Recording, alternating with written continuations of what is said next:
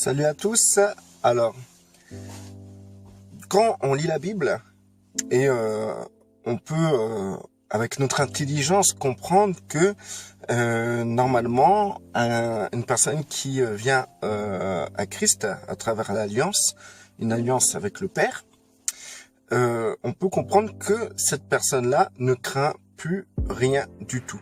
Cette personne-là est véritablement en paix parce qu'elle domine domine du fait qu'elle soit en Christ, et il faut savoir que Christ a été placé au-dessus de toute chose. Donc ça veut dire que si la personne qui a fait une alliance avec Christ, qui a accepté Christ, qui a fait une alliance avec le Père, est en Christ, et que Christ est au-dessus de toute chose et domine toute chose, ça veut dire que la personne-là ne craint rien du tout. Cette personne-là doit être totalement en paix.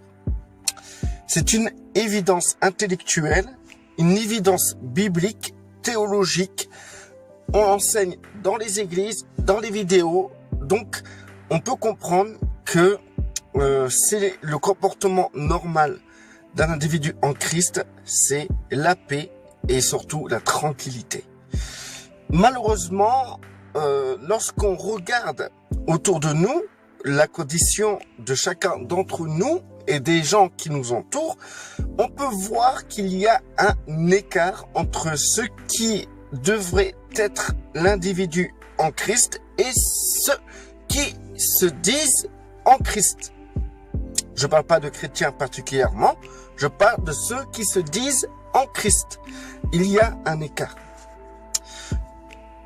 Nous pouvons le constater en nous-mêmes. Tout simplement, nous n'avons pas besoin de regarder à gauche, à droite pour voir les faits. Nous pouvons les constater dans notre vie de tous les jours. Nous sommes stressés, nous sommes angoissés, nous avons des peurs. Il suffit de constater la qualité de nos prières, ce qui est dit dans nos prières. Nous pouvons en faire un concentré de peur, de doute, d'angoisse. On demande à Dieu la sûreté, on demande à Dieu le travail, on demande à Dieu la sécurité, on demande à Dieu toutes sortes de choses qui prouvent par A plus B que nous ne sommes pas en paix, que nous ne sommes pas tranquilles, que nous sommes stressés. Quand nous sommes venus en Christ et que nous avons compris le pardon de nos péchés, nous avons ressenti cette paix. Et cette paix se joint beaucoup au premier amour que nous avons eu lorsque nous avons compris, lorsque Dieu nous a ouvert les yeux sur la réalité du Christ. Cette paix était tellement transcendante que rien ne pouvait nous bousculer. D'ailleurs, si des nouveaux convertis m'écoutent là maintenant, ils peuvent dire, mais moi, je ne suis pas stressé, je suis en paix, je suis bien, Dieu m'a pardonné, avant j'étais perdu, etc. Et je ne doute pas de cette qualité qui est que ce nouveau converti ressente toute la plénitude du salut en lui. Mais plus le temps passe, plus ça diminue. C'est bizarre quand même. Qu'est-ce qui s'est passé? Quel est le problème? Pourquoi nous nous sommes refroidis? Il faut pas avoir honte de le dire. On s'est refroidis. Rappelez-vous du début lorsque vous étiez en Christ, quand vous avez compris le bonheur de ce pardon que Dieu vous accorde, cette paix cette paix que vous avez fait entre vous et le Père. Rappelez-vous de ce que vous ressentez, de la manière que vous avez conçu les choses. Vous étiez bien posé. C'est un peu, comme dirait Christ, ce premier amour. Et vous ne pouvez pas vous empêcher de parler de Christ, Christ par-ci, Christ par-là, Christ à toute votre famille. Même si vous avez les plus grands problèmes au monde à cause de ce nom, ça vous posait aucun problème. Au contraire, c'était pour vous un sujet de gloire. Aujourd'hui, qu'est-ce qui s'est passé? Pourquoi nous sommes stressés? Au lieu de grandir en Christ, comme je l'ai toujours dit, un chrétien Un enfant de Dieu, quelqu'un qui est en Christ et qui grandit, devient de plus en plus simple. Et encore plus simple que lorsqu'il était qu'au moment du début. Le moment du début où vous avez senti cette plénitude en Christ et que rien ne peut vous arrêter, que vous étiez au-dessus, vous étiez vraiment bien. Eh ben, je peux vous dire que justement, là, vous étiez simple. Et vous étiez, vous êtes appelé à grandir de cette simplicité. Donc cette simplicité doit augmenter encore plus parce que non seulement vous vous sentiez bien, en paix et surtout sauvé, vous étiez correct, tout allait bien. Vous étiez au summum. Vous avez compris c'était quoi le salut, la vie éternelle, etc. Vous étiez simple. Et ben du coup, le fait que vous étiez simple, il faut comprendre que, comme c'était le début, vous n'aviez pas toute cette connaissance qui est encore plus formidable de votre totale position en Christ, de votre autorité que vous avez sur les puissances des ténèbres sur terre. Vous n'avez pas conscience de tout ce que vous pouvez être sur cette terre, la lumière étincelante que vous êtes. Vous avez juste goûté au pardon.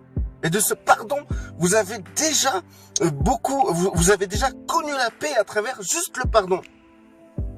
Pourquoi, avec le temps, dans la connaissance encore plus aiguë de la parole de Dieu, vous vous êtes endurci? Pourquoi? C'est problématique. Il faut réfléchir. Pourquoi nous avons plus cette plénitude du début?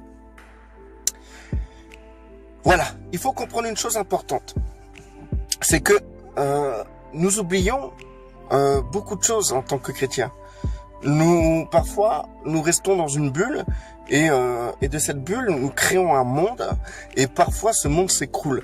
Et quand ce monde s'écroule, nous perdons ce premier amour que nous avons en Christ. Cette bulle que nous nous sommes créés, une bulle dans laquelle nous avons placé des principes, nous avons placé une vision de ce qui est être chrétien. Et ben en fait, le fait que cela n'aboutisse pas, et ben on tombe de haut. Le plus souvent, la personne à qui les péchés ont été pardonnés s'en fout complètement de la religion. Il s'en fout complètement de votre théologie, de votre église, de votre assemblée, du nom que vous portez, du nom que vous glorifiez à travers votre assemblée. Et c'est pas son problème. Son problème, c'est qu'avant, il était pécheur, il était condamné à la mort et qu'aujourd'hui, il est sauvé. C'est ce qui comptait. C'était la marque, le signe du premier amour.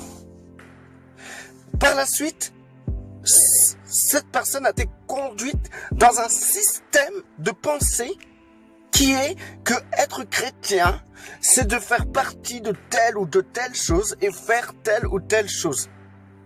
Donc du coup, la personne s'est donné une image de la chrétienté et a cherché à se développer à travers cette image, au lieu de laisser le Saint-Esprit se développer à travers elle. Et donc du coup, lorsque la personne se développe dans une image qui n'est pas totalement celle que Christ veut, et ben à partir de là, l'esprit est étouffé. Et la personne se retrouve dans une schématique qui va essayer de développer, mais malheureusement, ça aboutira totalement à rien, puisque la personne va chercher à vouloir plaire à Dieu d'une certaine manière, c'est-à-dire comme nous voyons dans le monde chrétien, nous devons plaire à Dieu en allant à l'église le dimanche, le jeudi, donner la dîme. Le but ultime, c'est que pour l'instant, on reste assis sur une chaise en attendant que Dieu nous appelle pour entrer dans un ministère. Et quand Dieu nous appelle pour entrer dans un ministère, et ben il faut à partir de là, votre vie chrétienne commence quoi, presque. C'est un peu ça. C'est un peu ça. Bon, c'est pas pareil pour tout le monde. D'autres personnes, c'est autre chose. Mais ce que je vais dire là, c'est général. On a aussi oublié une chose importante. Dieu, on dit que Dieu nous a pardonné de nos péchés. Ok, Dieu nous a pardonné de nos péchés, il n'y a aucun souci. Pour le premier chrétien, pour celui qui est né de nouveau, il n'y a aucun souci. Dieu nous a pardonné. Ensuite, attendez, hein, c'est parce qu'il y a des gens qui passent et ils me connaissent, ils veulent me saluer. Voilà, ok. Alors donc, Dieu nous a pardonné de nos péchés.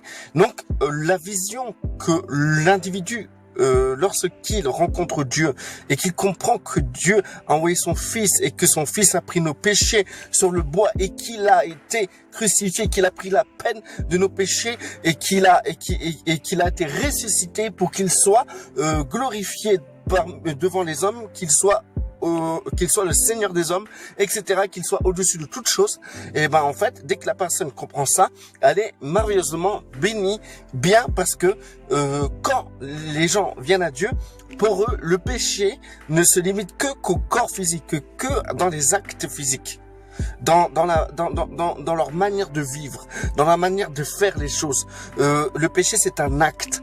Et donc, du coup, eux, ils vont se repentir des actes. Comme par exemple, une personne qui fumait va se repentir d'avoir fumé. Une personne qui buvait va se repentir de boire. Une personne qui se droguait va se repentir de se droguer. Une personne qui trompait sa femme va se repentir de tromper sa femme. Donc à partir de là, nous pouvons comprendre que justement, de cette manière-là, eh ben en fait, les personnes, comment dire, ont ciblé le péché par des actes, par les actes, les mauvais actes, les mauvaises actions qu'ils faisaient, et aussi les mauvaises pensées qu'ils pouvaient avoir envers d'autres personnes, etc. Donc ils seront rentrés dans le pardon. Ils ont pardonné un tel.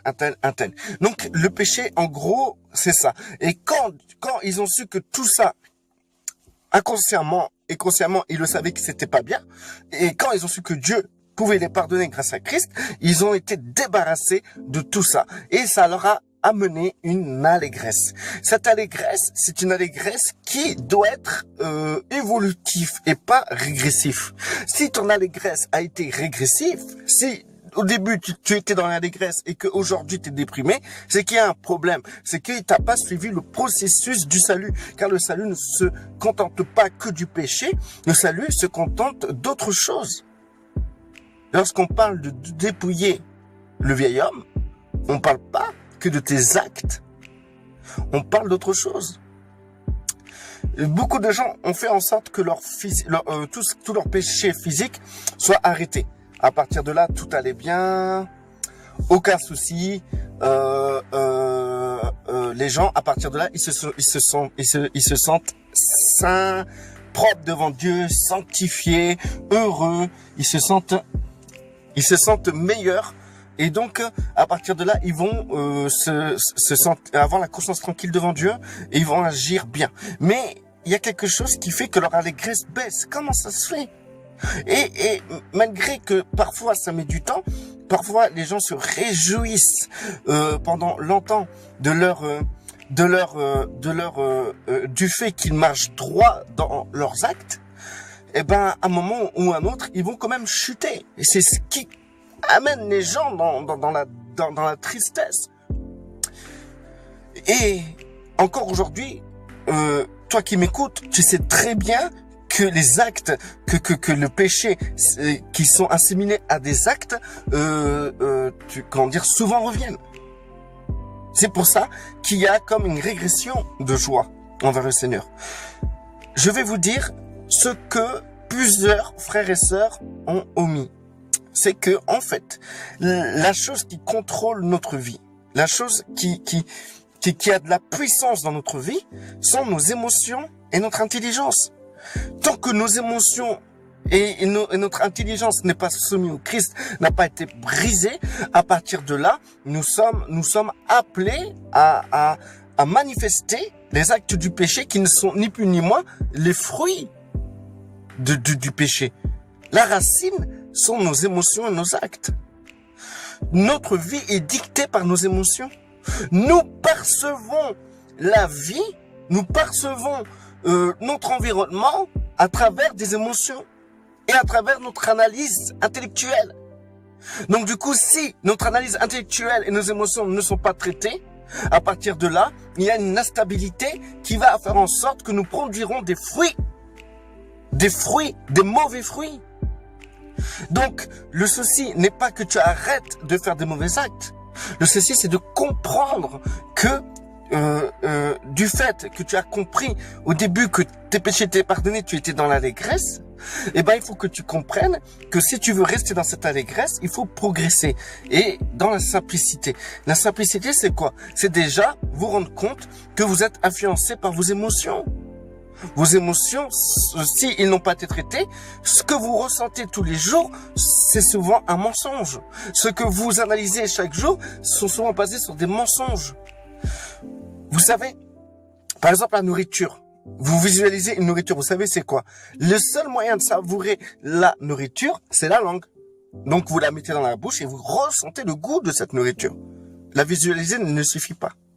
D'accord? Donc là, il faut l'intelligence de voir et l'intelligence de ressentir.